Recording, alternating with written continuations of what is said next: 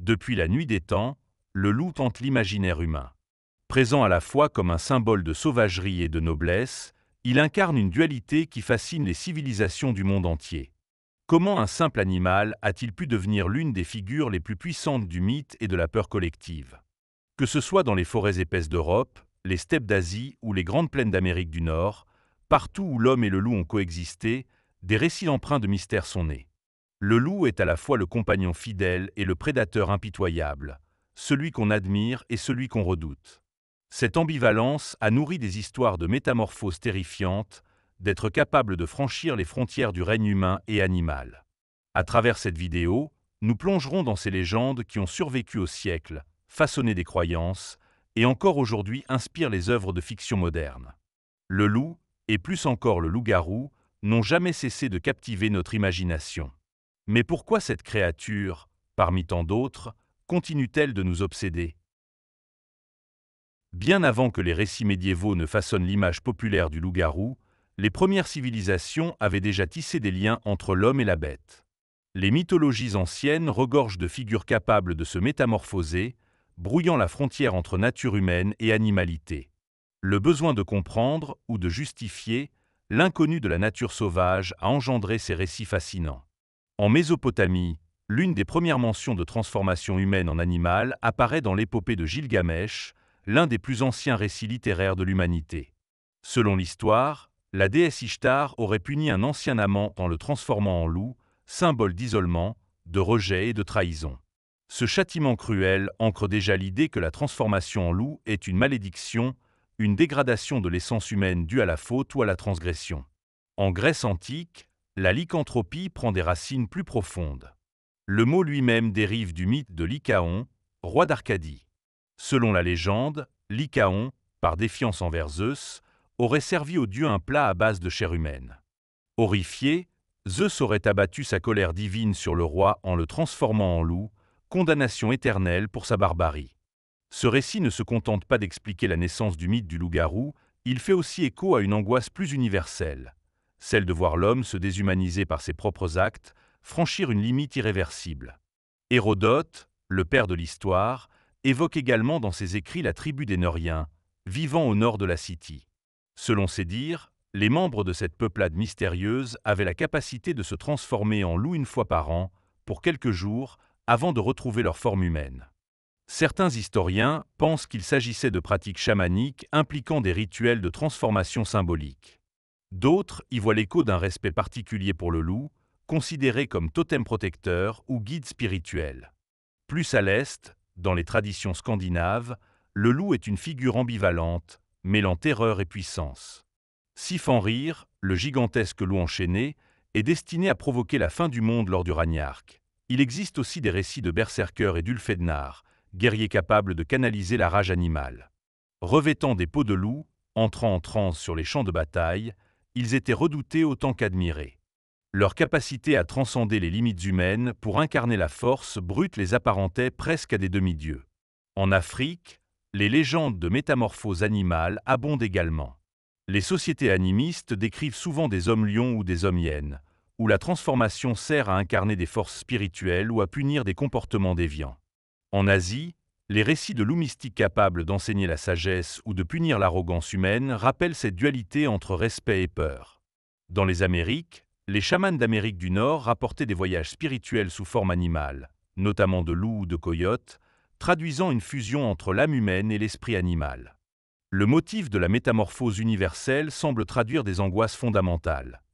La peur de perdre sa rationalité, d'être dominé par ses instincts, mais aussi le désir secret d'échapper aux limites humaines. Le loup, par sa nature prédatrice, indépendante et profondément territoriale, représente une synthèse parfaite de ces forces primitives que l'homme admire autant qu'il redoute. Ces mythes anciens démontrent que, bien avant que la pleine lune n'entre en scène, la fascination pour les frontières floues entre l'humain et l'animal était déjà profondément ancrée dans nos cultures. Le loup, par sa nature à la fois familière et dangereuse, s'est imposé comme le symbole idéal de cette ambiguïté, survivant à travers les siècles pour nourrir des mythes toujours vivaces aujourd'hui. Avec l'entrée dans le Moyen Âge, les perceptions du loup et du loup-garou évoluent radicalement. Dans une Europe marquée par l'obscurantisme, la peste, la famine et la guerre, le loup cesse d'être seulement une figure mythologique. Il devient une menace concrète, un fléau réel pour les populations rurales. Les loups-garous, quant à eux, s'inscrivent pleinement dans l'univers des croyances populaires alimentées par la peur et la superstition. Le loup, d'abord, terrorise les campagnes. En période de disette, les meutes affamées n'hésitent pas à s'approcher des villages pour s'attaquer au bétail, voire aux humains. Leur omniprésence dans les récits populaires reflète cette angoisse quotidienne. Les contes, comme ceux des frères Grimm bien plus tard, conserveront l'image d'un loup cruel, rusé et dévoreur d'enfants. Parallèlement, le concept du loup-garou se charge d'une dimension morale et religieuse. Dans une société chrétienne où toute déviance doit trouver un coupable, ceux qui sont perçus comme différents ou marginaux sont facilement soupçonnés de pactiser avec des forces démoniaques. La lycanthropie est ainsi assimilée à la sorcellerie. Se transformer en loup n'est plus seulement un acte surnaturel, mais une hérésie, une abomination aux yeux de Dieu. Cette assimilation sera fatale à bien des innocents. Les tribunaux ecclésiastiques, tout comme ceux des autorités civiles, prennent très au sérieux les accusations de lycanthropie. Il ne suffit parfois que de la disparition d'un enfant ou d'une série de mauvaises récoltes pour désigner un loup-garou parmi les villageois. Les procès sont brutaux, les preuves inexistantes, mais la peur collective est un moteur puissant. On traque, on torture, on brûle ceux qui sont accusés de se métamorphoser à la nuit tombée. Plusieurs témoignages contemporains de l'époque relatent ces épisodes sombres. Certains chroniqueurs évoquent des cas de loups-garous dans les forêts françaises, allemandes ou suisses. À chaque fois, le schéma est similaire. Une attaque mystérieuse, une rumeur qui enfle, une suspicion qui cible souvent les plus faibles de la société. Ermites, marginaux, étrangers et des procès expéditifs. La littérature médiévale intègre aussi ces craintes. Des œuvres comme Le lait de Bisclaveret, écrit par Marie de France au XIIe siècle, racontent des histoires où la lycanthropie est présentée à la fois comme une malédiction injuste et une punition méritée, selon la nature morale du personnage affecté. Cela témoigne d'une ambivalence persistante, le loup-garou est tantôt victime d'un sort, tantôt reflet d'une faute intérieure. Par ailleurs, les récits de moines et de chroniqueurs religieux nourrissent l'idée que certaines personnes sont prédestinées à la transformation, héritant cette tare par le sang ou par malédiction divine. Ainsi se développe le mythe du loup-garou héréditaire, transmis de génération en génération, un marqueur d'infamie familiale qui vient s'ajouter à la peur de la déviance sociale. Dans cet univers d'angoisse et de suspicion, le loup-garou devient un symbole pratique. Il permet d'expliquer les tragédies sans réponse rationnelle. Face à la mort, à la perte et aux catastrophes naturelles, la croyance en la métamorphose monstrueuse d'un voisin offre un exutoire, un coupable, et parfois une forme de réconfort cruel. Mieux vaut croire que le mal vient d'un homme maudit plutôt que d'accepter l'idée d'un monde incontrôlable et indifférent. Le Moyen-Âge pose ainsi les bases durables du mythe du loup-garou, une figure à la croisée de la peur du sauvage, de la condamnation sociale et des terreurs religieuses. Ce n'est plus seulement la métamorphose qui effraie, mais ce qu'elle révèle des instincts humains refoulés. À partir du XVe siècle, la chasse aux sorcières gagne l'Europe entière, et avec elle, la peur des lycanthropes atteint son apogée. Les procès pour lycanthropie, bien qu'en minorité par rapport à ceux pour sorcellerie, témoignent d'une véritable obsession pour les métamorphoses diaboliques. Dans une époque où l'irrationnel gouverne les croyances collectives, chaque comportement étrange, chaque disparition inexpliquée trouve une explication surnaturelle, l'œuvre d'un loup-garou. Parmi les cas les plus célèbres figure celui de Peter Stump, surnommé le loup-garou de Bedbourg, en Allemagne. En 1589, cet homme, considéré comme un voisin respectable, est accusé sous la torture d'avoir conclu un pacte avec le diable, recevant une ceinture magique lui permettant de se transformer en loup. Selon les aveux obtenus, Peter aurait tué, dévoré des animaux, mais aussi des femmes et des enfants. Son exécution publique, particulièrement violente, sert d'exemple pour effrayer la population. L'affaire, largement documentée à travers les pamphlets de l'époque, alimente durablement l'imaginaire autour du loup-garou meurtrier. En France, les cas de lycanthropie judiciaire se multiplient également. L'histoire de Gilles Garnier, surnommé l'ermite de Dole, en est un exemple frappant. Vers 1572, plusieurs enfants disparaissent mystérieusement aux abords de la forêt de Dole. Garnier est arrêté après avoir été surpris en train d'agresser un enfant. Sous la torture, Il avoue être capable de se transformer en loup pour chasser ses victimes. Il est condamné à être brûlé vif, méthode alors classique pour éradiquer les suppôts du démon. Le procès de Michel Verdun et Pierre Burgot, en 1521 à Poligny, révèle une facette plus complexe de la lycanthropie judiciaire. Accusés d'avoir tué et dévoré des enfants après s'être transformés en loups, les deux hommes décrivent lors de leur confession l'usage de pommades magiques fournies par un mystérieux être diabolique. L'idée que la transformation puisse être facilitée par des onguents magiques devient un thème récurrent dans les récits de l'époque. L'Inquisition et les tribunaux séculiers abordent ces affaires avec la même brutalité. La torture est systématiquement employée pour obtenir des aveux, et la sentence est presque toujours la peine de mort. Les procès de lycanthropie participent ainsi à entretenir un climat de terreur, où la déviance est impitoyablement réprimée et où l'imaginaire du monstre prend chair dans les figures humaines. Ces procès ne concernent pas seulement des individus isolés. Parfois, ce sont des familles entières ou des communautés entières qui tombent sous le coup de ces accusations. Les rumeurs d'infestation de loups-garous se propagent à travers l'Europe, de la Suisse aux Pays-Bas, et même jusqu'aux régions reculées de Scandinavie. Ce phénomène collectif traduit une profonde angoisse sociale. Dans un monde instable, la peur de l'autre, de l'étranger, ou simplement du différent devient insoutenable. À mesure que la Renaissance avance et que les lumières pointent à l'horizon, la croyance en la lycanthropie décline peu à peu, reléguée aux marges du folklore. Toutefois, les procès spectaculaires du XVIe et du début du XVIIe siècle laissent une empreinte indélébile dans la culture populaire. Ils cristallisent l'image du loup-garou non seulement comme bête féroce, mais aussi comme paria social, victime d'une peur collective irrationnelle et brutale. À travers l'histoire européenne, certains cas de lycanthropie ont marqué les esprits, à la fois par leur violence et par la fascination qu'ils continuent de susciter. Derrière les rumeurs et les procès, certaines affaires sont devenues emblématiques, alimentant l'imaginaire collectif pendant des siècles. L'un des cas les plus terrifiants est celui de Peter Stump, souvent qualifié de loup-garou de Bedbourg. En 1589, en pleine Allemagne rurale, Stump est accusé de meurtre d'une brutalité extrême. Sous la torture, il confesse avoir pratiqué la magie noire dès son plus jeune âge et affirme que le diable lui aurait donné une ceinture magique lui permettant de se transformer en loup. Les récits parlent de carnage, du bétail massacré, des femmes et des enfants enlevés et dévorés. Le procès et l'exécution de Stump, extrêmement violente, marquent durablement la mémoire collective allemande. En France, plusieurs affaires émergent également au fil des siècles. Le cas de Gilles Garnier, surnommé le loup-garou de Dole, est emblématique.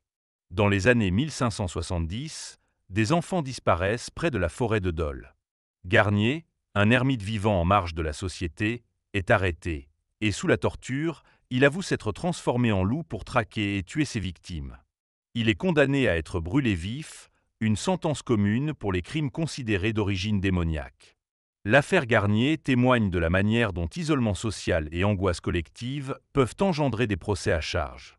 Un autre cas français marquant est celui de Michel Verdun et Pierre Burgot. Ces deux hommes, arrêtés à Besançon, confessent après de lourdes séances de torture qu'ils sont des loups-garous. Selon leur dire, un démon leur aurait offert des onguents permettant la transformation. Ils sont accusés de crimes atroces, incluant le cannibalisme et la sorcellerie. L'histoire est reprise et amplifiée dans toute la région, renforçant l'idée d'une Europe gangrenée par des créatures démoniaques. En Espagne, au XIXe siècle, Manuel Blanco Romazanta, surnommé le loup-garou d'Alarize, est l'un des premiers tueurs en série documentés du pays. Accusé du meurtre de 13 personnes, il affirme avoir été victime d'une malédiction le transformant en loup. Son procès, fortement médiatisé, déchaîne les passions. Certains scientifiques commencent à proposer des explications médicales, évoquant des troubles psychologiques comme la lycanthropie clinique, tandis que d'autres restent convaincus d'une véritable malédiction. Même au Québec, la légende du loup-garou s'enracine profondément. En 1766, des témoignages rapportent l'apparition d'une créature mystérieuse aux abords de Kamouraska. L'animal, décrit tantôt comme un loup, tantôt comme un homme-loup, est accusé d'avoir terrorisé plusieurs villages. La rumeur se propage à travers les colonies françaises, jusqu'à devenir une véritable légende régionale. Ces cas célèbres, qu'ils soient fondés sur des faits réels ou déformés par la rumeur et la peur, révèlent un point commun. La transformation en loup-garou sert de miroir aux angoisses sociales. Ils incarnent la peur de la marginalisation, du désordre social, et surtout, de la violence humaine projetée sur une figure monstrueuse. À travers eux, on voit que le mythe du loup-garou n'est jamais simplement une histoire de métamorphose. Il est l'expression collective d'un besoin d'extérioriser le mal et d'en donner une forme identifiable. À partir du XIXe siècle, avec les avancées scientifiques et l'évolution des mentalités, la croyance au loup-garou s'efface progressivement du discours sérieux. Pourtant, loin de disparaître, la figure du loup-garou trouve une nouvelle vie dans l'imaginaire populaire. Délaissant les tribunaux et les bûchers, il investit les romans, le cinéma, la télévision et les jeux vidéo, devenant une icône culturelle fascinante. La littérature romantique du XIXe siècle commence à explorer les thématiques du double, de la bête intérieure et des conflits psychologiques, éléments directement hérités des mythes de lycanthropie. Des œuvres comme L'étrange cas du Dr Jekyll et de Monsieur Hyde de Robert Louis Stevenson, bien qu'indirectement, prolongent cette interrogation sur la part sombre de l'être humain, celle qui, sous certaines conditions, échappe à la raison. Au XXe siècle, le cinéma propulse le loup-garou sur le devant de la scène. En 1941, le film The Wolfman de George Wagner impose une image durable du loup-garou hollywoodien. Un être tragique, victime d'une malédiction, dont la transformation est inéluctable à chaque pleine lune. Ce schéma narratif influence profondément la représentation moderne du mythe, instaurant des codes visuels et thématiques repris des décennies durant. Avec le temps, le loup-garou se diversifie. Il n'est plus seulement le monstre solitaire errant sous la lune. Dans certaines œuvres contemporaines, il devient membre de clans, acteur de conflits politiques surnaturels, voire héros tragiques. Des séries comme Teen Wolf ou des sagas comme Twilight exploitent cette image hybride, mêlant séduction, force sauvage et quête d'identité. Les jeux vidéo et la bande dessinée ne sont pas en reste. Le loup-garou devient un archétype malléable, capable d'incarner tour à tour la brutalité incontrôlée, l'esprit de survie ou l'acceptation de sa nature profonde. Ce glissement progressif, du monstre terrifiant au personnage complexe, montre à quel point notre rapport au mythe a évolué avec notre compréhension des instincts humains. Aujourd'hui, le loup-garou est partout.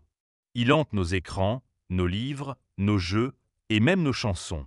Il n'est plus le symbole d'une peur irrationnelle, mais celui d'une exploration des limites entre l'humanité et l'animalité, entre la société et la sauvagerie intérieure. À travers cette évolution, le mythe continue de vivre, se réinventant sans cesse pour mieux parler aux peurs et aux espoirs contemporains. À travers les siècles, le loup-garou n'a cessé d'évoluer, s'adaptant aux peurs, aux croyances et aux fantasmes de chaque époque.